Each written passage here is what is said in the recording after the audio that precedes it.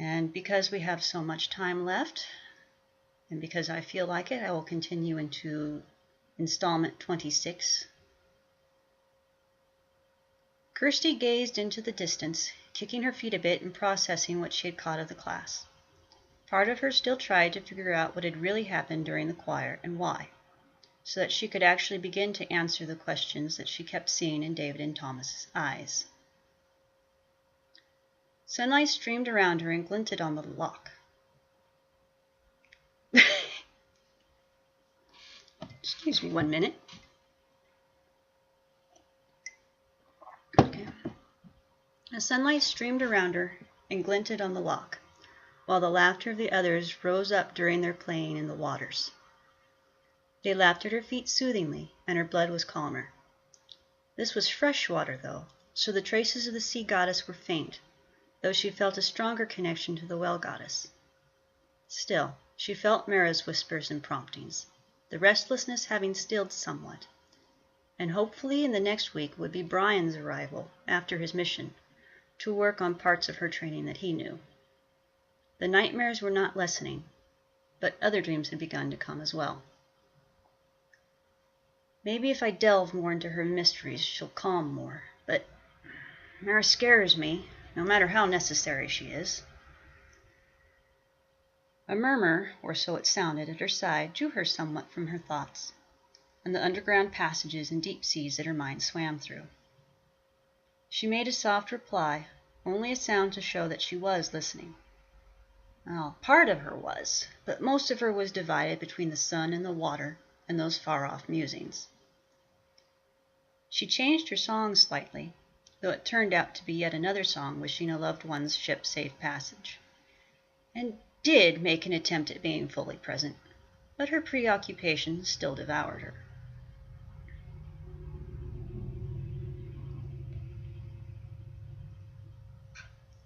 Morven and Morgana had continued trying to bait her, wandering down into the loch behind them and making the usual snide comments.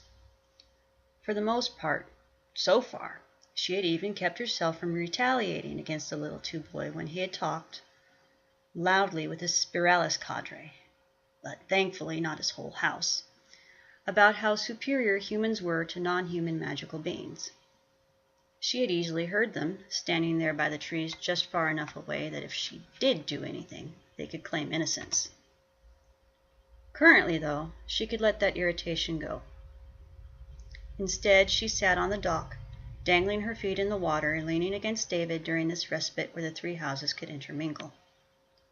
The way that the younger students eagerly swam with the loch Selkies was a balm to her soul, even if some of them had strange views of what the Selkies did when not being watched, or how many types of just Selkies alone there were, or whether or not they really were beings.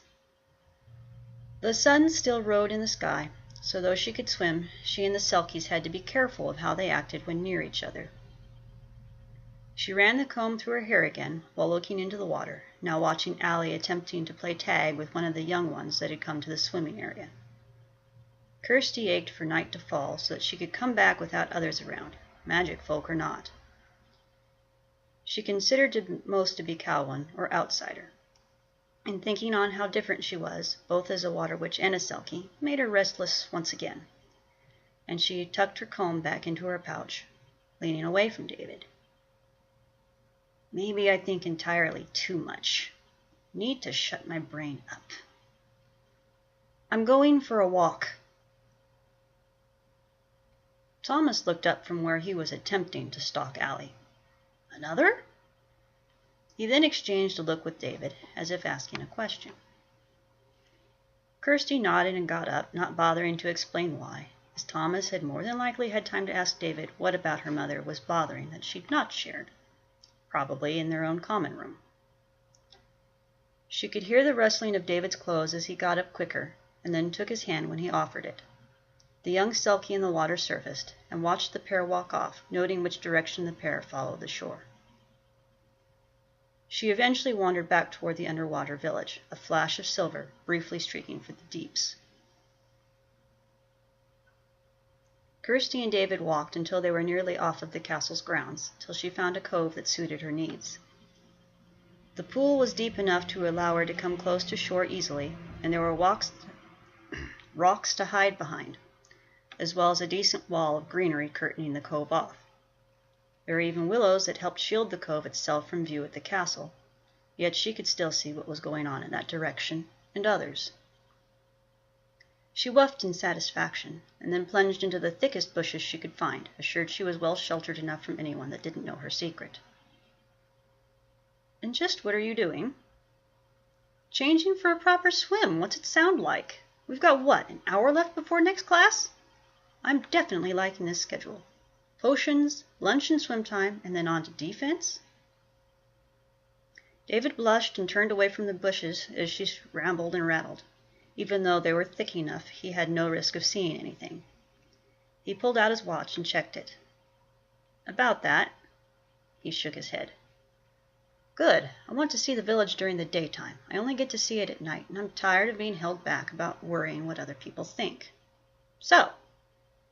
She emerged from the bushes in her red bathing suit, covered carefully from thigh to mid-arm and lower neck so none of her half-pelt would be visible, re-securing her pouch about her waist. "Still have that crystal the lady gave you?" She didn't wait for him to answer, but instead knelt beside the water, pulled out a white clamshell, opened it, and placed a dose of the green paste on her tongue. She grimaced at the taste, wishing she already had her own skin so she'd never have to eat it again. Ever. "Yes, but I don't have anything appropriate to swim in that form."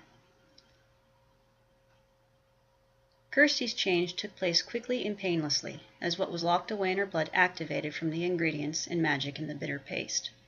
Her legs fused together and she lengthened. White and silver speckled fur spread from the pelt below her suit to cover her from face to tail tip. White and silver speckled fur spread from the pelt below her suit to cover her from face to tail tip. Her hair kept its color, but it became thicker, almost tendril-like, and her face became curiously seal-like, including some black whiskers, despite maintaining her obvious links to humanity.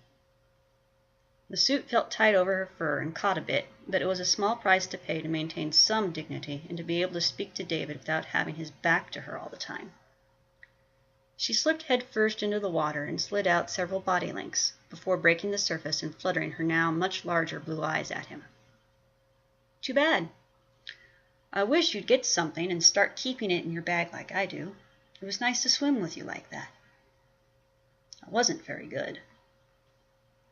Kirsty made a dismissive sound. "I don't care how good you are. I just like being with you." She rolled her eyes as this were obvious by now. "Well, I will swim today, but not like that." He began hiding his belongings to keep them dry, just in case anyone happened this way. Kirsty grinned and splashed her tail. "Good. Try and catch me." They swam to where the waters turned green, and deeper to where the waters turned so green they were black, and the light above them was wan and dim. Kirsty glanced often at David to be sure his air was still holding, though she knew he would be monitoring the spell. She was prepared to experiment with the lore, though, if his air spell had failed, to see how truthful the tales were about their kisses.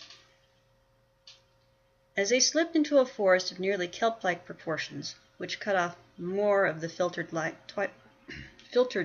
that was the sun,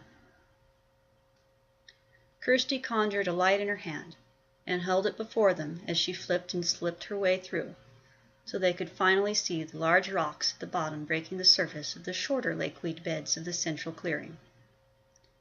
David was falling behind due to her excitement propelling her faster, so she grabbed his hand and pulled him behind her, managing not to break the spell somehow, or if she did, he remedied the situation before she had a chance to notice.